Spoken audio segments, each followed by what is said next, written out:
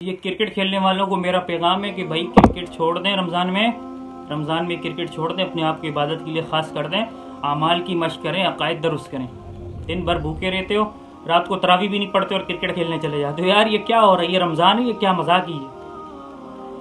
क्यों नहीं बदलते? कोई तुम्हें बताता भी नहीं है कि यार रमज़ान कैसे गुजारना चाहिए, कि रमज़ान में बाकायदा आपकी हौसला अफजाई हो रही है क्रिकेट खेलने पर। नहीं भाई, रमज़ान में रोज़े रखें और रात की तरावी को पढ़ें, दिन भर भूखे रहे, सुबह सेहरी की, दिन भर भूखे रहे, इफ्तारी की, उसके बाद क्रिकेट खेलने चले गए। वही जुआ, वही सट्टा, पैसे लगा रहे हैं, पैसों के मैच हो रहे हैं। ये क्या, ये जायज़ है? उलमा इकराम से पूछे तो सही, ये हम जायज़ काम कर रहे हैं ना जायज़ कर? रमज़ान में भी हराम काम है यार।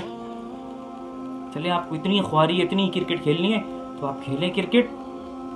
आप घंटा 1.5 घंटा खास करें। भाई मैं रोज़ा रखूँगा, तिलावत करूँगा, इबादत करूँगा, उसके बाद मैं जो है क़ियामुल लैल यानी मैं तरावी पढ़ने के बाद जो है 1-1.5 घंटा क्रिकेट खेल के फिर मैं सो जाऊँगा और दोबारा अमाल में लग जाऊँगा, तहज्जुद में लग जाऊँगा।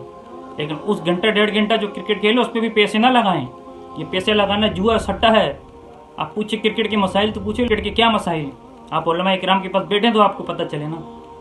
ये यूट्यूब और ये फेसबुक के मौलवियों ने तो आपका बेड़ा गर्क कर दिया।